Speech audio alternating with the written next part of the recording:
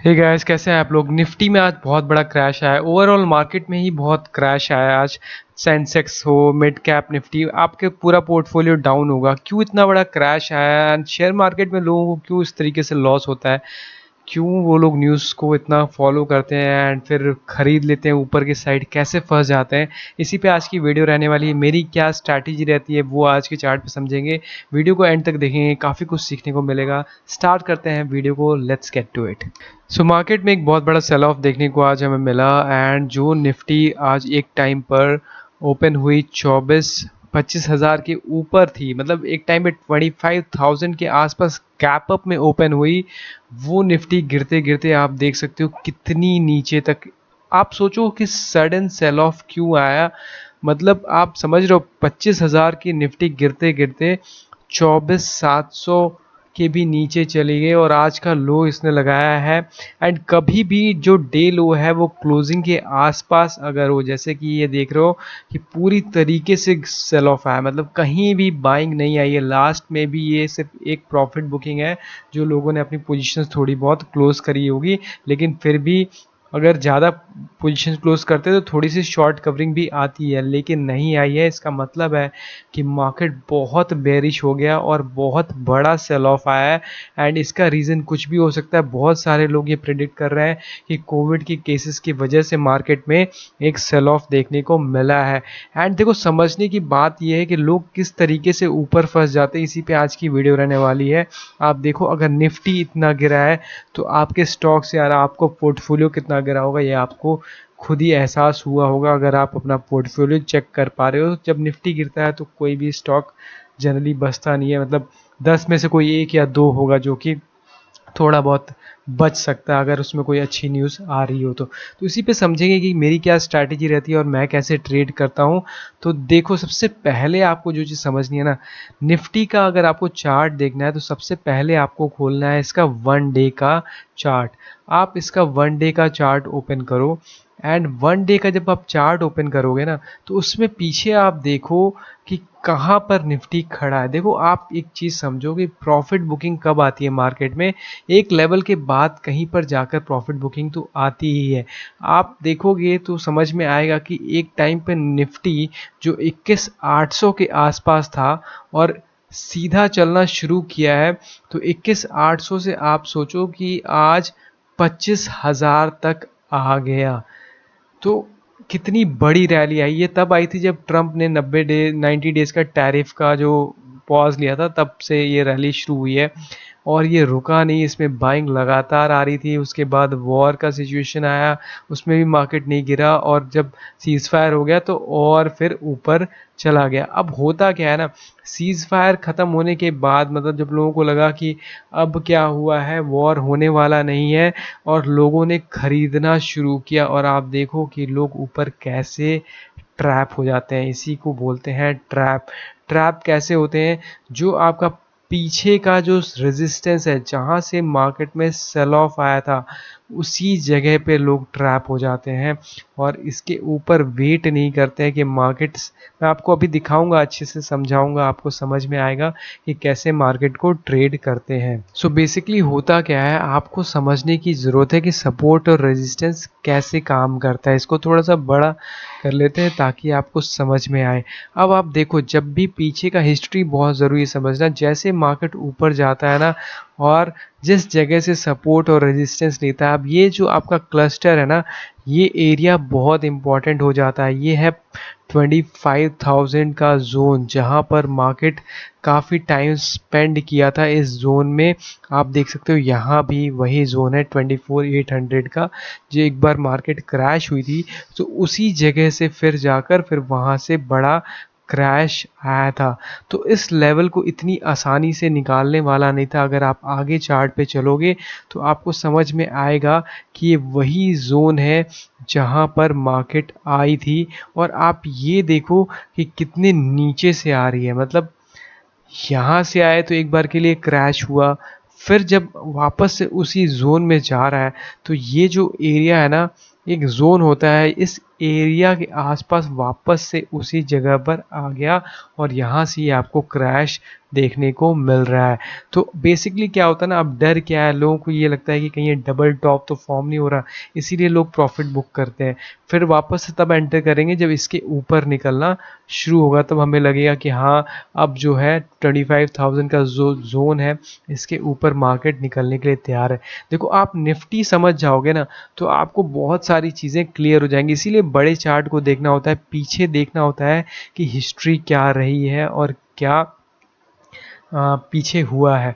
तो देखो आप चार्ट में देखो तो ये आपका 25,000 24,800 का जोन था और पीछे भी मैंने दिखाया क्लस्टर, वहाँ पर भी ये 25,000 का आपका रेजिस्टेंस था और उसी जगह पर आपको फंसाया गया। फंसाया कैसे जाता है कि बताया कि हाँ वॉर ख़त्म हो गई है और अब सारे लोग बाई करो, और होता क्या है आप ब्रेकआउट में बाई करते हो। एंड ट्रैप कैसे होते हैं लोग, मैं आपको वही चीज़ आज दिखा रहा हूँ।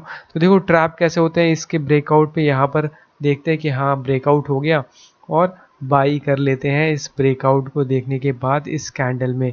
और आप देखो कि इसी में उनको ट्रैप किया जाता है। एक कैंडल बनाई बड़ी सी और आपको लगा कि हाँ अब मार्केट ऊपर जाने के लिए यहाँ से रेडी है, और यहाँ से वापस से पूरी की पूरी जो रैली है वो फेड हो गई।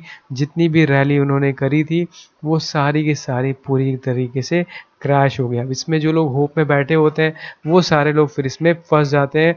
ऊपर के लेवल पे बाई किया और अब फंस के नीचे फंसे हुए हैं। 24,700 तक मार्केट आ गई, अब फंसे हुए हैं। तो इसीलिए समझना ज़रूरी है। देखो डेली चार्ट, इसलिए मैं अपने हर वीडियो में बताता हूँ कि डेली चार्ट कितना इम्पोर्टेंट क्यों है। आपको डेली चार्ट पे दिखिएगा कि ये कितना इम्पोर्टेंट आपके लिए रेजिस्टेंस था। आप देखो मार्केट जब भी इस जोन में आई है, इस जोन से निकलना कितना इम्पोर्टेंट था। ये जो जोन है जिस जगह से मार्केट को जाने में ऊपर दिक्कत होती, इसलिए आपको वेट करना होता है प्रॉपर ब्रेकआउट का। अब मैं आपको बताऊंगा कि करना क्या है, कैसे इसमें ट्रेड करना है। अब देखो सबसे ज़रूरी चीज़ है ना, जो आज का क्रैश है, आज का क्रैश आना शुरू हुआ जब मार्केट निकली है 24,840 के नीचे। अब आपने क्या करना है, वेट करना है। देखो कल अगर मार्केट ओपन होती है और गैप डाउन होता है, या तो गैप डाउन होगा या गैप अप होगा, कोई न्यूज़ आ सकती है। तो अगर 24,800 के आसपास आती है मार्केट, एंड क्योंकि जिस तरीके से मार्केट गिरती है उसी तरीके से वापस भी चढ़ती है, तो अगर यहाँ पर एक बड़ा बुलिश कैंडल बनेगा तो हम एंटर करेंगे। अदरवाइज अगर इसके नीचे जाने लगता है, मार्केट ओपन होता है और यहाँ पर एक बॉटम फॉर्म करके और फिर ब्रेकडाउन देता है, एक बड़ा बेरिश कैंडल बनाता है, तो फिर हम इसको शॉर्ट भी करेंगे। शॉर्ट इस तरीके से करते हैं कि हम इसका पुट खरीदते हैं। जो जैसे 24,600 की पुट मिलेगी आपको, वो आप बाई कर सकते हो अगर आपको पुट और कॉल खरीदना आता है तो। नहीं तो आप मेरी पिछली वीडियोस जाकर चेकआउट कर सकते हैं। तो यहाँ पर आपको दो चीज़ें देखनी है। दूसरा चीज़ ये होगा कि मार्केट में इतना बड़ा सेल ऑफ आया है तो यहाँ पर आकर मार्केट एक बार के लिए वापस से नीचे की साइड गिर सकता है, तो वो रिस्क हमेशा रहेगा। तो वो आपको ध्यान रखने वाली चीज़ है जो समझनी है। सो दो स्ट्रैटेजी मैं फॉलो करता हूँ। एक देखो मार्केट यहाँ पर क्लोज हुआ है 24,670 680 पे, अगर आप जाकर चेक करोगे तो यहाँ पर क्लोजिंग हुई है।